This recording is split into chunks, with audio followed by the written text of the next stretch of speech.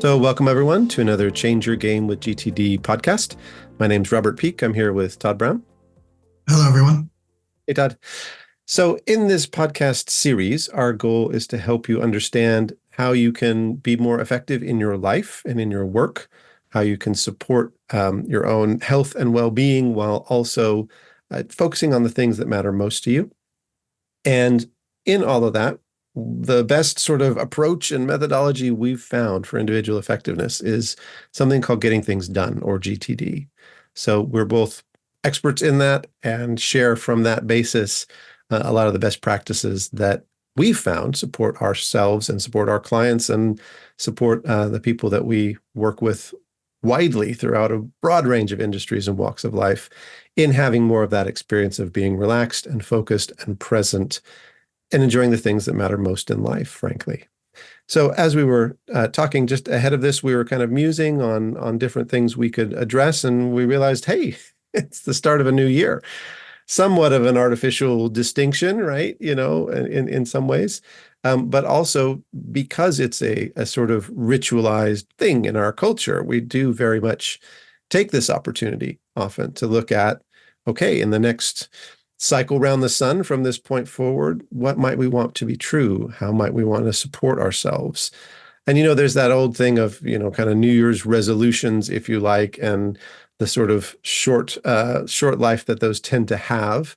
But there's also some real power, I think, in setting up intentions, in debriefing the past year, in taking the opportunity to pause from the tremendous busyness and flow of information we deal with, and to just really start to reflect and think about, what does it mean, in a sense, to feel this fresh start, and what do we want to do with that? So, Todd, I'm curious what some of the things are that you do, or that you've seen, or that those you work with do, that is supportive or that is useful at this, juncture called the start of a new year. Yeah, I think, for a lot of people, and this isn't particular to GTD, it comes back to, what you were sort of mentioning there around, this whole idea of, hey, it's a new year, and quite naturally at the beginning of these annual cycles, people feel drawn to making changes in their lives, right? So taking the form of New Year's resolutions or whatever. I think when it comes to that, it's interesting because just in the last few weeks, I've been doing quite a lot of coaching with some clients who are in transitions, and the transitions that they're in are from, they're taking on new responsibilities. One person in particular I've just been working with over the last couple of weeks has had a huge job and now has an even huger job because success in his old role means that people are giving him more responsibility. So he's taking on more teams, he's got more direct reports now. And a natural impact of that is that, of course, he's sort of feeling like, hey, my old ways of working aren't quite up to the job. And what I think was interesting about that was what got him to that realization was that he found himself so deep in the weeds, right? So deep in the day-to-day firefighting that he was motivated to set his perspective a bit higher and say, hold on, it's not going to be enough simply to try to, slog faster, as it were, right? Just do all of this, this tromping through the weeds faster. I need to have a look at my larger ways of working. So it's coincidental that this was happening toward the end of the year, but I think a lot of people are just sort of drawn, again, even if that's not their situation, right, at work or at home, they're somehow drawn into that idea that, hey, this is a time to consider change. So what kinds of things do I do, and what kinds of things have I seen other people do that have helped? One thing that probably in some ways it's like the 101 consideration for GTD come the new year is to zoom way out on your system and your practices and ask the questions, is this serving me? Right? Is this serving me? The ways that I'm working and the system that I have, is this serving me? And it might be that you come to the conclusion, Yeah, by and large, it's actually in pretty good shape. Man, tweak here, tweak there, delete this context for next actions, create a new one. It could be, right, that's kind of your conclusion. Or it could be, I'm just going to start over. You know what? When I look at my system, it is so out of date. It so does not reflect my reality that it almost feels like it has become a source of stress in my life. To have an out of date system, right, has become a source of stress in my life. And so I'm quite happy. Some would say I'm quite happy to just sort of kiss that goodbye and start over, right? You might want to, if you find yourself with that sort of intention, you might want to take your old system and archive it, or or print it out if you want to go real old school, so that you've got the information in case you ever need it in the future. But that's sort of at the other end of the spectrum, just sort of start over. And it's interesting is I've done that in the course of the last 18 or 19 years I've been doing GTD. I've done that, I don't know, maybe half a dozen times. Just said, start over, new system, new structure, in many cases, new software involved. And that has been, in most cases, that's brought with it a real kind of increase in energy and an increase in enthusiasm. And I think that's because not only was I sort of starting over, right? And there's an adrenaline rush that comes with new beginnings, I suppose. But also I'd learned, right? I'd learned because of my previous experience of all of those systems. I'd learned what had worked and what hadn't, right? So I knew what the sources of friction were in my ways of working. And therefore I was able to ask the question, okay, in this new system or these new ways of working that I'm generating or creating or refining, am I addressing those sources of friction? So those are some things that just that come to mind from my exposure to this material in the world and the work that I've done with myself and my clients. How about you? Well, that's great. And I think you're really right. There is an opportunity. I'm reminded of the phrase a friend of mine once said, put your shoulder to the wheel and your nose to the grindstone, and then try to get some work done in that position. Right. And I think when you're talking about slogging harder versus backing up, and really looking at the systems, it's like the wheel could be broken and the grindstone could be worn completely smooth. And, it's like it's time to look and to retool. I think there's also an interesting element for me of the importance of acknowledging as well, acknowledging what's working, acknowledging success and wins. I think when people try and make radical change in the new year, part of why that fails is it feels like your sort of old habits or approaches sort of react to big change a lot more than small change. And we think of that as a bad thing. We think of it as, oh, it's hard to get out of your comfort zone or this kind of thing. But also, I think there's a protective element of that too, right? There's the thing of you don't want to throw out the baby with the bathwater, but you got to know what the baby is in order to do that. So for me, looking back on the past year and acknowledging what is working, acknowledging what I did accomplish and achieve, is a useful precursor to then going into looking at the opportunities for improvement. It could be in relation to my trusted systems. It could be in relation to ways that I'm taking on different kind of works and responsibilities and other things. It could be in relation to habits for self-care. But having that identification first, I think, has been a really important piece for me. So a little bit of a review, closure, that kind of thing, then also helps me surface, well, what wasn't working so well about last year? What do I want, sort of what I want to carry into 2024? What do I want to sort of leave behind? I think are great questions as well to ask. And for me, when I start to think about, well, what do I want to have be true in the new year? I find one of the things I do is what I call ideal scenes, and I'll do those sort of ad hoc and as needed. So I'm looking forward to having some time at the end of 2023, leading up to Christmas and between Christmas and New Year, where I have actual time available to me to do this kind and level of thinking. And often it starts with a kind of mind map, spider diagram sort of thing, where I pick a particular focus, like let's say career, for example. And the fact that I have sort of pie slice portfolio career means I'm constantly sort of tweaking and tuning that to make sure the fullness of the mix satisfies a variety of different things for me. And so there, I would look at not only the distribution of things and that kind of thing, but what do I want to be experiencing?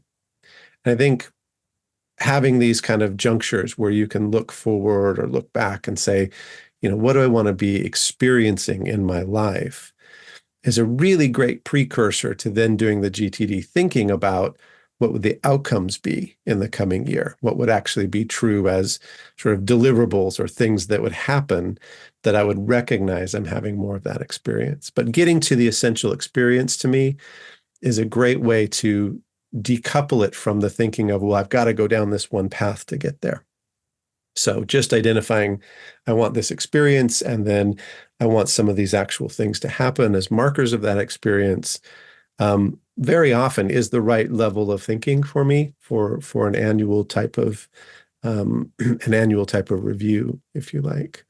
So anyway, just some thoughts about kind of how I go about doing it. Kind of try to get to the essence of what I want to have happening. Yeah. Yeah, I think that's a really interesting point and an important one. This kind of retrospective look at what's happened. I'm reflecting on and I'll call it the ever increasing popularity of journaling these days, right? And I know, one of the things that I've been keeping an eye out is the very next version, as I understand it, of the Apple operating system for their mobile devices is going to be releasing a journaling app. Just for that reason, it's sort of on my mind. But journaling, of course, is one way for us to do some reflecting about what's going on in our lives. And for most, what's interesting for me about journaling by its nature tends to be, or most people think about it as okay, I'm going to journal once a day or a few times a week, right? But it's not really, and don't get me wrong, I think there's huge value in that, right? And sort of, reflecting on what's happened as the world has gone by and as you've experienced it, and what's been your experience of it, what are your thoughts? But what we don't really do, and the journaling apps generally, I think, don't really promote, is, hey, really big long-term retrospective looks at what's happened. Looking through your journal can support that, of course, right? You can sort of do a day-by-day view. But I think the kind of, and you haven't used the word, but sort of just a brainstorm. Let's think back on the year and let's think what's happened, and let's try to identify bigger trends and whether there are improvement opportunities there. And quite frankly, let's also just take some time, let's just celebrate some success. Let's just think, hey, this went well. We ticked that box. I love, by the way, the point that you made about, quite often what you're looking to do is ensure that your experience of something is a certain way. And I think it's funny that you say that, because that's been more and more important in my thinking. When I think about my desired outcomes, it's in many ways as much about how did I experience something as it is about did I achieve something, right? And that, I think, is so valuable, because, you can, a metaphor occurs to me, you can cross the finish line in two ways, right? You can cross the finish line, feeling like, wow, I could do more. I really enjoyed that. It wasn't easy, but I felt like that was really something that that felt like an important and valuable experience.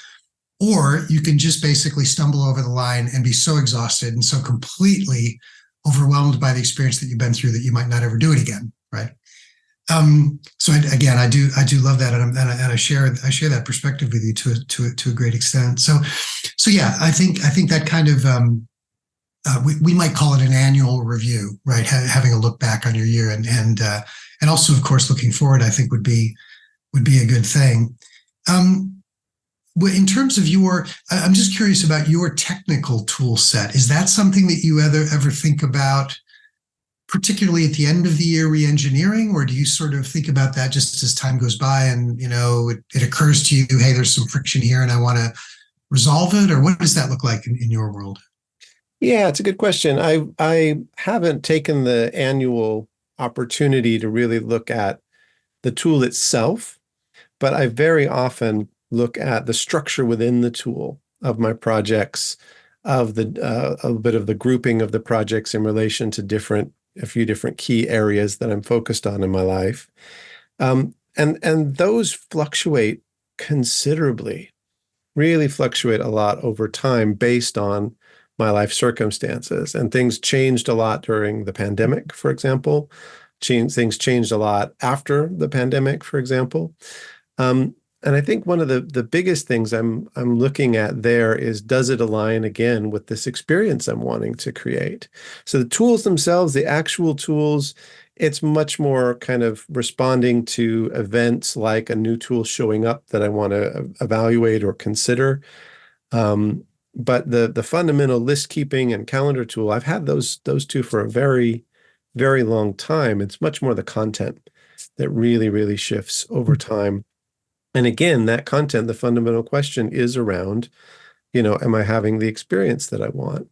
In terms of the pie chart over the days, weeks, months of the types of things I'm focused on, the amount of satisfaction that brings me. It's almost sort of the Marie Kondo for the inner life, right? Are we sparking joy here, or are we building up, administrativa and other things that are unpleasant and unnecessary? If it has to be done, it has to be done, and it might as well be systematized. But it's just amazing how things can creep in and suddenly become, accepted when we don't have these externalization mechanisms that allow us to look at it and go, hang on, that's not something I absolutely need to be doing. And actually, I thought it would bring me these certain things, and it hasn't. It hasn't. So again, getting back to those qualities, I think, is really, really important when you're looking from this level at the projects you take on, at the different, routine tasks you take on, et cetera. So I don't so much declare bankruptcy on the tool and get rid of the tool and print things out and move to a different tool, although I have at various times in my life. I'd be much more likely to declare bankruptcy in a certain area and go, hey, that particular focus I thought was going to get me more of this thing, and it hasn't. And let's move on and reallocate my inner energy, kind of, if you like. So that's kind of my approach. One thing, this random thought I had that it occurred to me as you were talking about focusing on the quality of experience that you want to have in crossing those finish lines. And I love that metaphor of, are you wheezing across the finish line with your last gasp, or are you sort of joyfully breaking the tape and feeling really good about the run you had? Wouldn't it be amazing if organizational KPIs factored in how the team was doing when they accomplished those goals, right? Wouldn't it be incredible if in that updraft you're creating toward the goals and toward the various things and the various waterfalls that we make and all of that, about how, different things cascade down, pulling toward the ultimate goal for the business. Wouldn't it be remarkable if the company factored in some way how the team felt about that, or how the team was doing when they crossed that finish line? And it's just an interesting thought to throw out there for organizations that do really want to support healthy forms of high performance. But it occurs to me, we have that opportunity for ourselves. We always have that opportunity for ourselves. I think we're so focused on setting goals and focusing on the goals no matter what. Educationally, we're trained to do that, or in organizations and companies, we're trained to do that.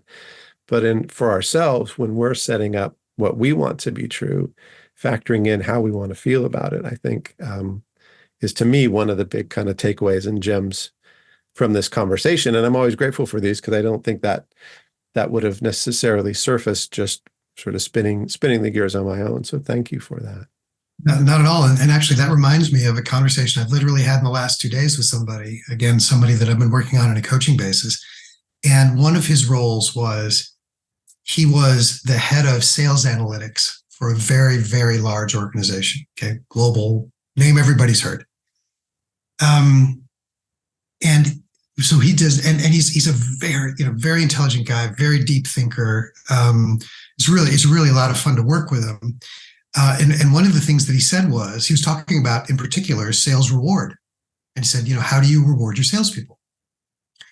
And he said that there is, a lot of sales organizations, of course, have targets, right? So you're going to get, you will have an individual sales target and you'll get commissioned on that.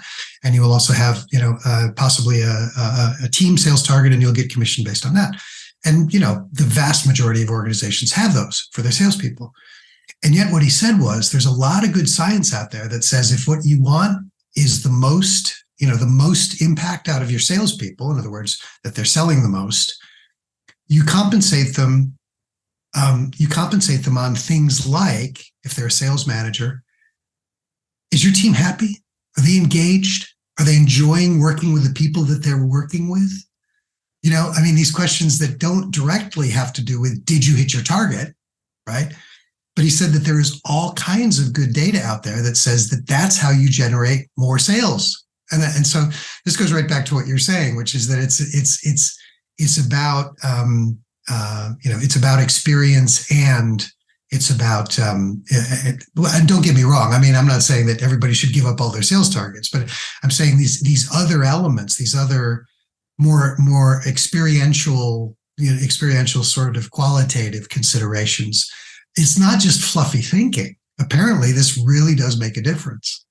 So yeah, there you go. That's a conversation from the last 48 hours that directly relates to what we're talking about today. I love it. I just love it. Yeah. So I realize we're kind of coming near the end of our typical timing for this. So just want to say thank you for a rich and interesting conversation. Very, I think, timely as people are going into the new year. For those of you that tune into these regularly, I'd be really interested to hear what you thought of this conversation, right? Because we didn't go into detail about exactly, how to groom your next actions into, greater focus or, any technical details of GTD. We're talking more about the spirit of the thing. Is that useful? Is that inspiring? Is that interesting? Where do you much prefer? How do we polish the wheels and gears of this? Very interested in your thoughts. So info@next-action.co.uk or visit the Next Action website.